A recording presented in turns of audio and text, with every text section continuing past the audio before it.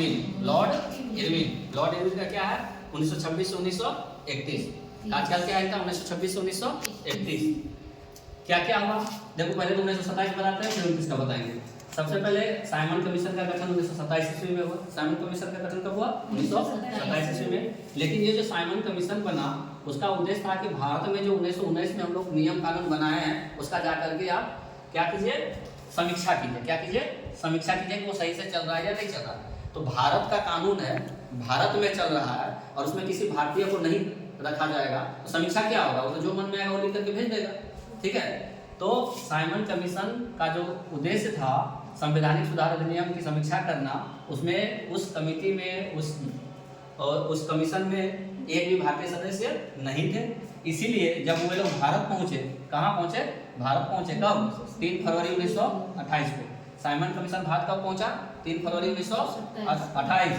गठन हुआ था उस समय 27 में गठन हुआ था। आया वो लोग इंग्लैंड से, कहाँ से आया, इंग्लैंड से। आने में समय लगा ना, वो लोग पहुंचा 3 फरवरी 1928 को। जब 3 फरवरी 1928 को भारत आया तो यहाँ पे सभी लोगों ने उसका विरोध किया और क्या नारा लगाया, साइमन गो बैक, साइमन वापस जाओ, साइमन गो बैक, साइमन वापस जाओ का नारा लगा। इसका विरोध एक ही दिन नहीं चला, बहुत दिन तक चला। इसका विरोध बहुत दिन तक चला और लाहौर में जब साइमन कमीशन का व्यापक विरोध हो रहा था, व्यापक विरोध हो रहा था, और जब ये विरोध जो था वो लाला लाजपत राय के नेतृत्व में हो रहा था। किसके नेतृत्व में हो रहा था, लाला लाजपत राय के नेतृत्व में हो रहा था। कहाँ, लाहौर में। कहाँ, लाहौर में। तो वहाँ पे लाठीचार्ज कर दिया गया, पुलिस के द्वारा क्या किया गया, लाठीचार्ज किया गया। और 30 अक्टूबर 1928 को उनके सिर में और छाती में चोट लगा। किनको, लाला लाजपत राय को। और इसी चोट से वो उबर नहीं सके और अंततः 17 नवंबर 1928 को उनकी मृत्यु हो गई। 17 नवंबर 1928 को उनकी मृत्यु हो गई। ठीक है, इसका भी असर पड़ा। लॉर्ड इरविन के समय में 1929 में क्या हुआ था, सारदा एक्ट पारित हुआ था। तो क्या एक्ट पारित हुआ था, सारदा एक्ट। और नाम से ही पता चलता है सारदा, सारदा मतलब किसको, हम लोगों के सारदा माँ किसको बोलते हैं, सरस्वती जी को बोलते हैं।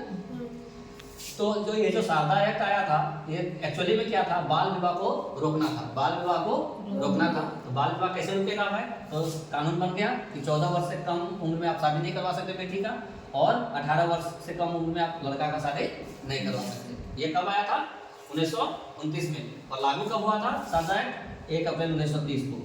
लागू कब हुआ सारदा एक्ट, 1 अप्रैल 1930 को। ठीक है, फिर 5 मार्च 1931 को इन्हीं का, लॉर्ड इरविन का कार्यकाल था। गांधी जी और इरविन के बीच में एक समझौता होता है, कहाँ, दिल्ली में। ऐसे इन दोनों के बीच में बनती नहीं थी वो पहले, लेकिन M.R. जयकर, तेज बहादुर सप्रू और श्रीनिवास शास्त्री, कौन कौन, M.R. जयकर, तेज बहादुर सप्रू और श्रीनिवास शास्त्री, इन दोनों ने काफी प्रयास किया, इन तीनों ने।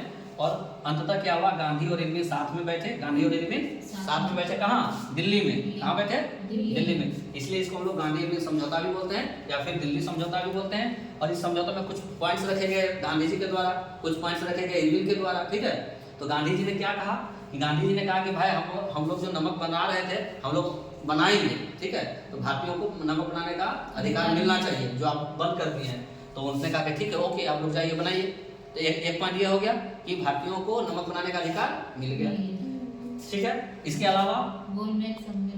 अलावा जो 2 कंडीशन था इसका, इरविन का कहना था कि देखिए, पहला राउंड टेबल कॉन्फ्रेंस में भारत की तरफ से आप गए नहीं, कांग्रेस की तरफ से गए नहीं, तो आप दूसरे गोलमेज सम्मेलन में जाइए, दूसरे राउंड टेबल कॉन्फ्रेंस जो लंदन में होने वाला था वहाँ पे जाइए और वहाँ पे जा करके सबसे बात कीजिए। ठीक है, तो गांधी जी ने उनका ये बात मान लिया। गांधी जी का कुछ पॉइंट वो मान लिए, उनका कुछ पॉइंट गांधी जी मान लिए। अब एक और चीज क्या मानना था कि आप जो सविनय अवज्ञा आंदोलन चला रहे हैं उसको स्थगित कर दीजिए। तो बोले ठीक है, स्थगित कर देते हैं। तो सविनय अवज्ञा आंदोलन को भी स्थगित किया गया। तो अगर कभी क्वेश्चन आए कि सविनय अवज्ञा आंदोलन किस पैक्ट से स्थगित हुआ, तो गांधी इरविन पैक्ट से। गांधी इरविन पैक्ट मतलब समझौता। ठीक है, कब हुआ था गांधी इरविन पैक्ट, 5 मार्च 1931 को। कहाँ हुआ, दिल्ली में। इसलिए इसको हम लोग दिल्ली समझौता भी कहते हैं। ये जो गांधी इरविन पैक्ट कराने में किसका किसका योगदान था, M.R. जयकर, तेज बहादुर सप्रू और श्रीनिवास शास्त्री का मुख्य योगदान था। क्या क्या हुआ, तीन चीजें याद रखेंगे।